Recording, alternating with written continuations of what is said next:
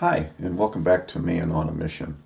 I'm Pat Martins with Faith Lutheran Church in Jefferson City, Missouri, and I'm continuing on with Mark Batterson's book, Chase the Lion. I'm in chapter 13, and today's title is Snowy Day. How appropriate is that as you stare out the window here in mid-Missouri today? It's interesting that we get a little insight into the weather in this highlighted verse. He also went down into a pit on a snowy day and killed a lion. I wonder why we get that detail that it was a snowy day. I mean, if it just read, he also went down into a pit and killed a lion, I would have not thought anything different of the accomplishment.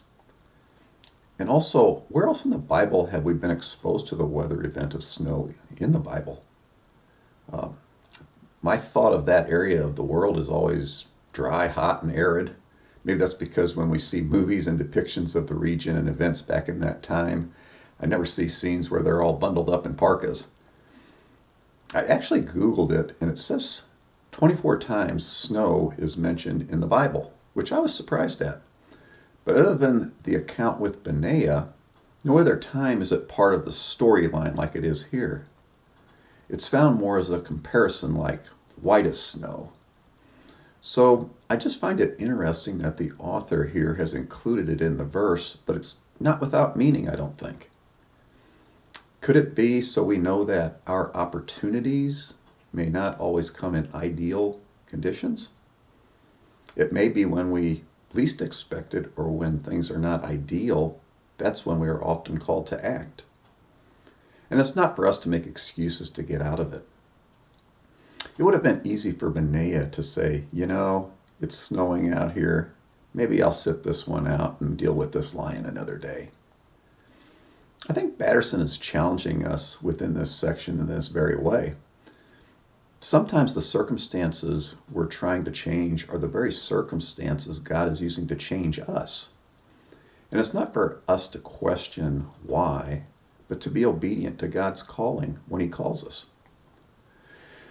We are a people who like to make excuses, aren't we? Again, Patterson says, chasing a dream starts with identifying and confessing our excuses. And when God calls us into the mission field, what are the typical excuses? I hear them all when I'm recruiting people for mission trips. I don't have time, I'm too old, I'm not good at that type of thing, it's too expensive. I want to do that someday, but the time's just not right for me right now. And here lately, it's with the current COVID situation, it's not safe to go. Now, with regard to that last point on COVID, I can't help but wonder if that wasn't a test for us Christians to see how we would react to His calling, an opportunity missed to be creative in our mission approach. Ecclesiastes 11 verse 4 says, "Whoever watches the wind will not plant. Whoever looks to the clouds will not reap." If you're waiting for perfect conditions and the stars to all align, well, you'll be waiting a long time. At some point, you need to say, "Yes, Lord, I'll go," regardless of if it's a sunny day or a snowy day. That does not mean to not do your due diligence for the cause, but be creative. Think outside the box. When you get the green light from God, it's go time. Don't put off till tomorrow what God has called you to do today.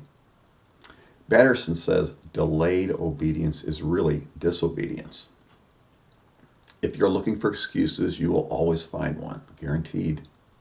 But the same is true for opportunities. If you look for them, you will find them too, and maybe even more abundantly, and even on a snowy day. So shrug off the weather, embrace today's snow, find opportunity in it, and be a man or a woman on a mission.